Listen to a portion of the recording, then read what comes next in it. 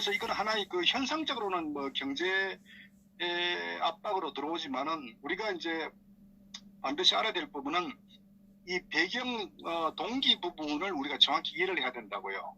현재 좌파 언론들이나 아마 청와대 이 주사파 정권은 아마 자신들 매우 불리하니까 아마 그 오늘 문재인 같은 경우도 국무회의에서 아마 이 문제는 전혀 언급하지 않고 또 좌파 매체들은 어쨌거나 어떤 일본의 한국에 대한 어떤 그 경제적인 압박, 제재 이런 식으로 했죠. 좀 그 일본을 굉장히 매도하고 비판하는 쪽으로 아마 보도를 하는 것 같아요. 근데 말씀드렸다시피 오늘날 이 국제관계에서 이 무역이든 경제관계는 단순히 단독으로 이렇게 떨어져 있는 게 아니라 외교와 철저하게 관계되어 있고 국제정치와 매우 밀접하게 관계되어 있다. 이걸 우리가 알아야 되거든요. 사실은 이제 외교든 국제정치든 모든 것들을 보면 이제 자국의 경제적 어떤 보호, 어떤 국익적 관점에서 외교가 사실 이루어지거든. 종국은 경제 부분이거든요. 그런데 결국은 말씀드렸다시피 이런 상황이 오게 된 게는 직접적인 건 그거 아닙니까? 작년 같은 경우에 이 김명수 대법관이 이제 취임을 하면 대법은 지금 대법 자체가 좌파들이 장악되어 있는 상태 아닙니까? 예. 그런데 그게 결국은 이제 그 강제징용, 강제징용에 대한 그 일본 민간 기업에 대한 그 배상 판결이 그 직접적 원인이 됐잖아요. 예. 그래서 거기에서 일종의 이제 일본 내에서도 그걸 수용할 수도 없고, 특히 일본에서 뭐 민간 기업들이 어떤 그 자기들의 어떤 외국인 자산들이나 어떤 그런 부분들이 만약에 그 한국 법원으로부터 어떤 통제 내지는 어떤 그런 경제적 어떤 손실을 입게 되면은 그 일본 정부에서 가만히 있을 수가 없죠. 당연하죠. 만약에 이거를 우리나라 삼성이나 LG 같은 부분들이 예를 들어서 뭐 베트남이나 어떤 그런 그 동남아 국가에서 정부에서 만약에 삼성이나 그걸 제재를 한다 이러면은 우리나라 대한민국 정부 가만히 있겠습니까? 사실 어떻게 보면은 뭐 한 국가로서는 지극히 당연한 어떤 그런 조치 아닌가 이렇게 볼 수 있어요.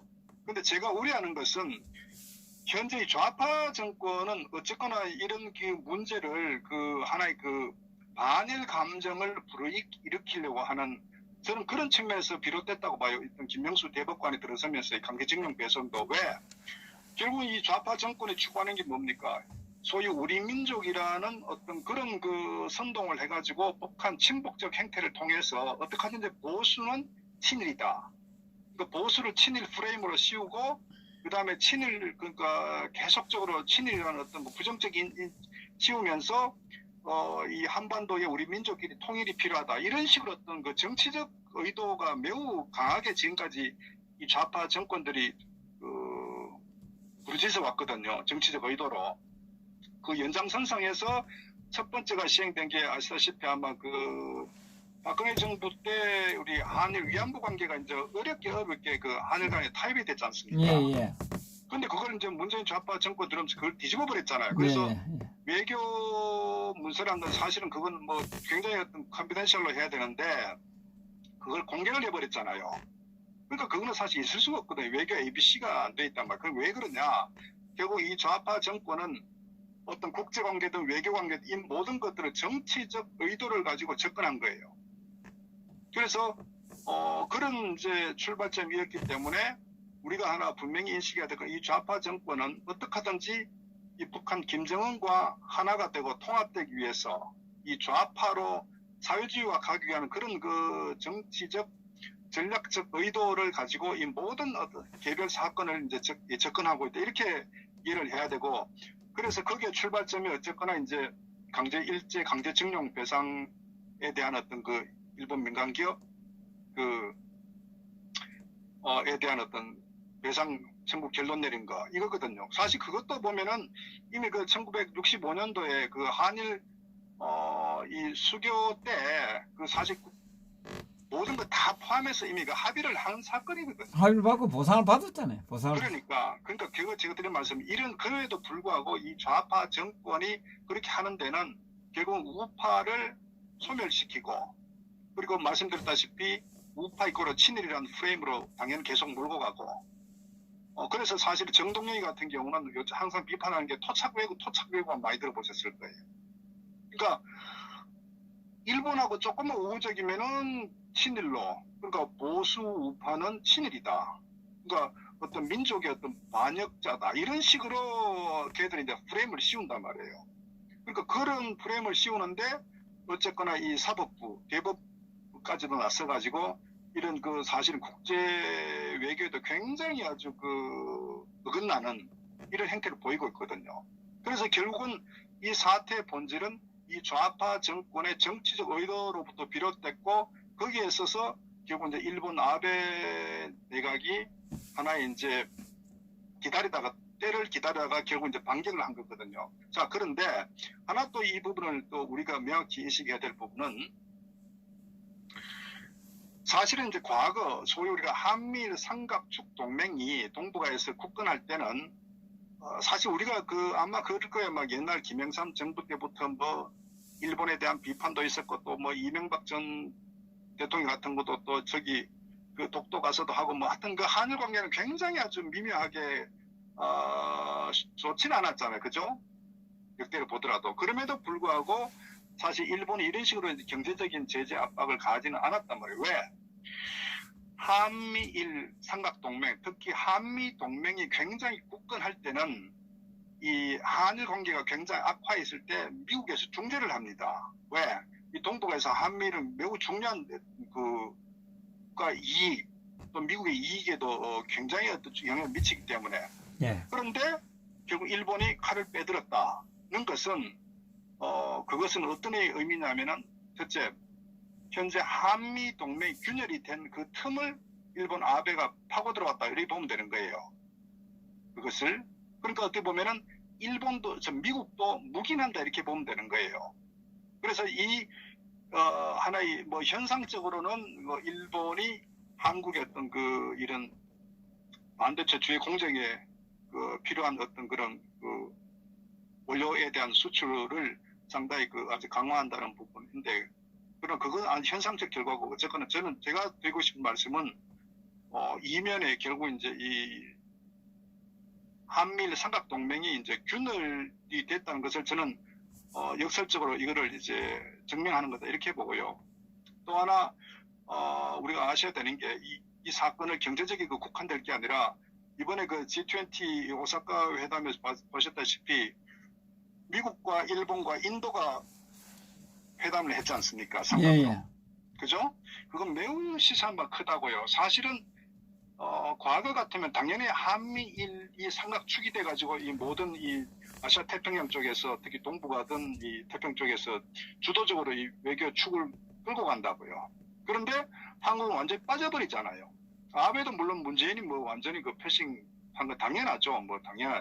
그건 뭐 당연한데 결국은 현재 이 국제 관계에서 특히 한미일 관계의 축이 완전히 깨지고 새로운 일본과 미국과 인도가 삼각축 동맹을 가져가는 이게 지금 현재 새로운 이 아시아 태평양에서 하나의 구도가 이루어지고 있단 말이에요.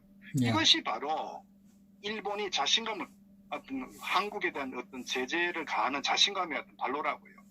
이걸 알아야 된다고. 그래서 우리 그 우파 국민들이나 일반 국민들께서는 요 어떤 이 반도체 공정, 이 수출, 이 제재 이거를 요 하나의 국한에서 볼 게 아니라 지금 현재 이 국제 역학 관계에서 한국은 완전히 아예 떨어지고 있다. 그리고 지금 일본은 또 미국과의 어떤 미일 동맹이 워낙 굳건하기 때문에 그 미국의 어떤 그 힘, 그걸 또 믿고 그냥 한국을 그대로 밀고 나가는 거라. 그러니까 결국 그렇게 밀고 나와도 우리 편을 들 사람이 아무도 없어요. 중요한 것은.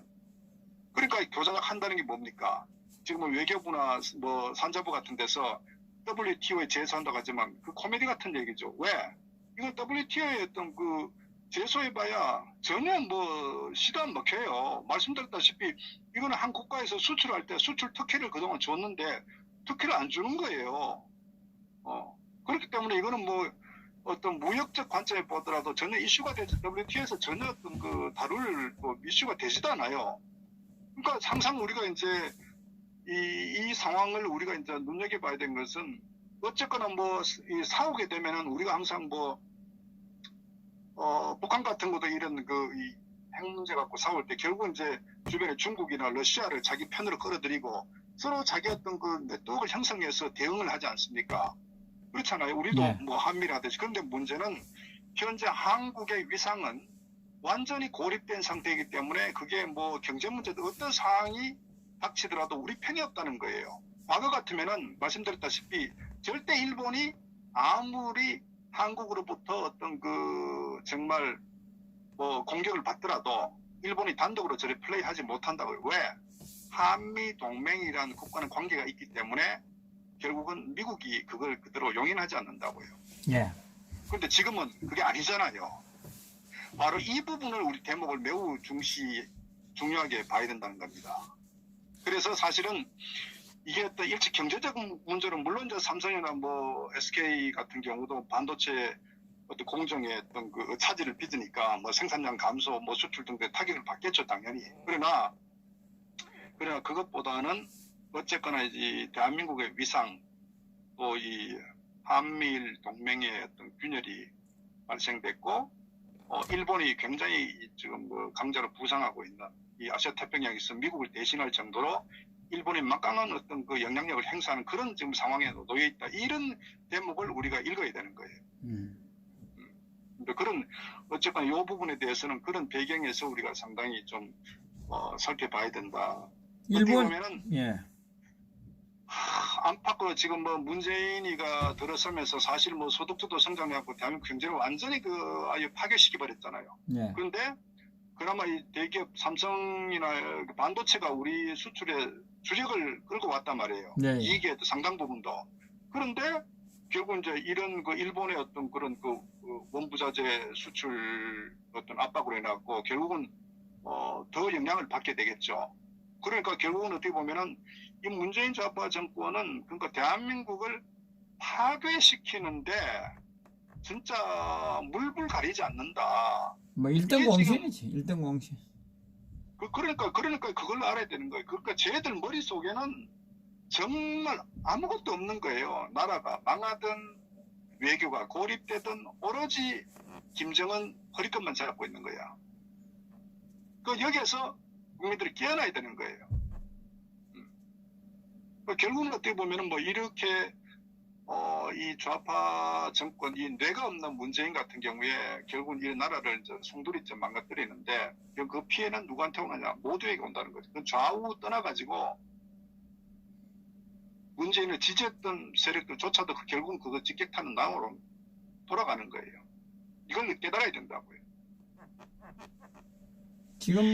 지금 제가 봐도 일본한테 해도 너무했고, 그죠? 도를 넘었고, 일본이 참을 만큼 참았지 않나요? 예? 사실은 우리가 냉정해야 되는데, 저는 그렇게 봅니다. 우리가 이제 뭐 친일 그러지만은, 국가란 건요, 결국은 자국의 이익을 위해서, 또 구한말 같은 경우는 힘의 논리가 지배하는 어떤 관계였단 말이에요. 네. 만약에 구한말 때 막말로, 고종이 정신을 차리고 그 당시 우리나라 어떤 그 뭐 대원군하고 뭐 여러 가지 내부적으로 정말 개판 아니었습니까? 네. 구한말에. 네. 만약에 어떤 그 힘 있는 정부였고 또 어떤 그런 그 국민들이 혼연일체가 돼가 어떤 그 북국 강병 소위 말해서 그런 그 힘을 갖고 있었다면 우리가 일본에 넘어갔겠습니까? 결국은 이 위정자들 소위 국가와 국민보다는 자신들의 어떤 그 영달 또는 당파 싸움에서 지금 뭐 좌우처럼 싸워가지고 오로지 자신들의 어떤 그 투쟁, 자신들의 어떤 사욕을 위해서 하다가 결국은 국민은 백성은 안중이었고 그러다 보니까 먹힌 거 아닙니까? 쉽게 얘기하면 결국은 우리의 잘못으로 결국은 나라가 먹힌 거예요. 물론 우리가 일본을 많이 비판하죠. 왜 그들의 어떤 그 만행들, 36년간의 어떤 그 치하에서 만행들 우리가 당연히 비판하죠. 그러나 거기에 원인 제공은 우리 스스로가 한 거라는 걸 알아야 된다고요. 그러면 현재 이 상황도 지금 100년 후에 현재 이 대한민국 오늘 상황도 보면은 결국은 뭐냐? 일본이 지금 한미일 동맹이 굉장히 강화됨으로써 미국을 대신해서 이 아시아 태평양 쪽에서 중국을 견제할 하나의 세력으로 일본을 지금 미국이 집중적으로 키워주고 있잖아요. 예, 예. 그런데 결국은 이 상황도 현재 우리 대한민국의 어떤 그 정부, 대한민국의 어떤 국민들과 이 소위 위정자들이 강력한 하나의 우리가 힘을 갖고 있었다면은 또 한미 동맹을 우리가 굉장히 굳건하게 했다면은 일본이 저렇게 할 수 없거든요. 결국은 맞습니다. 이것 또한 우리 자신으로부터의 문제가 비롯됐다는 거 우리 알아야 된다고요. 일본을 비판할 게 아니라 일본은 굉장히 선진국입니다.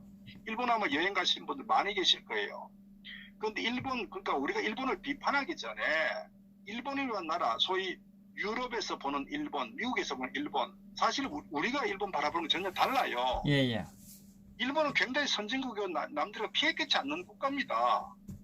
우리가 어떤 그 36년 과거에 대한 그 응어리, 이거는 있지만, 그러나 그 문제와 어떤 그 3자적 관점에서 일본을 바라보는, 그건 달라요. 그래서 우리가 일본을 배울 거는 배우고, 또 나름대로 우리 나름의 어떤 거 잊지 말아야 되는데, 지금 우리가 지금 속지 말아야 되는 거는 좌파들이 쳐놓은 이 친일 프레임, 부정적인 친일 프레임으로 계속 몰고 가는데 거기에 우리가 같이 말려들면 안 되는 거예요. 사실은 제가 안타까운 것은 과거에 어떤 그 김영삼 정부 때도 마찬가지고 이명박 정부 마찬가지인데 맹목적으로 반일하는 것은 매우 국익에 아주 도움이 전혀 안 된다. 그것은 좌파들이 쳐놓은 덫이라고 이렇게 봐야 되는 거예요. 어느 국가든 간에 뭐 그렇지 않습니까? 우리가 중국하고도 수없이 많은 어떤 그 침범도 당하고 또 유럽에도 뭐 사실은 뭐 십자군 전쟁부터 얼마나 인근 국가들 전쟁을 했습니까? 그러나 중요한 것은 뭐냐? 국익을 위해서 현실을 정확히 직시하고 국익을 위해서 결국은 정치인들, 국가 지도자는 거기다가 모든 역량을 쏟아부어야 된다고요. 그럼 적이라고 하더라도 우리에게 이익이 되면 손을 잡아야 되는 거예요. 그게 국제정치고 그것이 지도자의 매우 중요한 덕목 중에 하나라고요. 우리가 아시다시피 일본이 2차 세계대전이 종결된 것도 결국은 미국이 핵폭탄 2개 터져가지고 전쟁 종결된 거 아닙니까? 2차 세계대전이. 그죠? 네. 그럼 보세요. 그런데 일본하고 지금 미국하고 어떤 관계입니까? 어떻게 보면 왼수 아니겠어요? 네. 그런데 지금 보면은 트럼프하고 아베가 얼마나 친합니까? 그것이 바로 국가 간의 관계란 얘기예요.